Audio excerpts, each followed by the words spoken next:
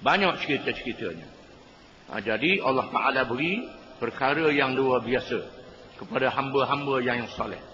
Perkara yang luar biasa ni dikenali dengan karamah, iaitulah kemuliaan yang diberi oleh Allah kepada orang-orang yang soleh. Sekiranya diberi kepada nabi-nabi dan rasul-rasul, dinamakan mukjizat. Dinamakan mukjizat. Ada juga orang mengatakan dia beri kepada orang yang kita tahu dia tu soleh, bukan jenis orang buat ibadat apa. Dia susah. Itu ma'unah, pertolongan daripada Allah pada dia. Dan ada juga ulama, bukan ada lah, ulama menjelaskan kalau sekiranya perkara yang luar biasa keluar daripada orang yang bohong, orang yang jahat, itu adalah sihir untuk mengelirukan orang. Seperti mereka yang mengajar ilmu salah, yang mengajar ilmu salah, yang bawa ilmu salah, dia mendakwa diri dia tua pada Tuhan, padahal ayah dia tua pada dia. Macam mana dia tua pada Tuhan? Ayah dia tua pada dia. Dia boleh bohong pada orang. Ini ada zaman dulu orang begitu.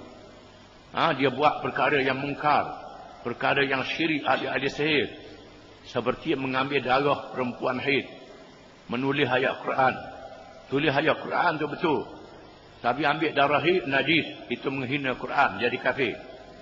Ambil Quran, ubuh dalam tempat najis, maka tubiklah syaitan, tubiklah benda-benda pelik.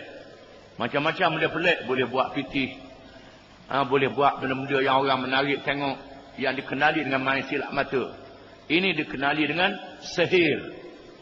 Sihir, iaitulah untuk menipu orang, untuk mengelirukan orang.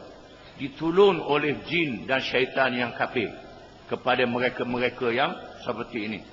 Itu hanya buat sementara waktu saja. Di akhir zaman akan berlaku perkara ini. Orang yang bawa ajaran sesat akan banyak zahir di akhir zaman. Quran tak tahu, hadis tak tahu, baca Fatihah pun tak berapa betul.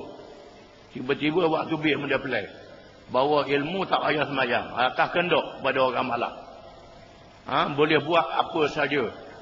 Maka syaitan bertolong, timbul benda pelik. Ini bukan karamah, ini adalah sihir.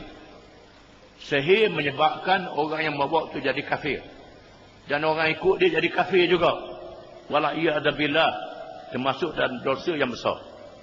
Adapun yang kita baca dalam bab ini ialah karamah.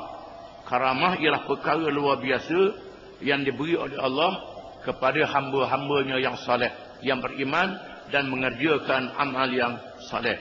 Wallahu a'lam.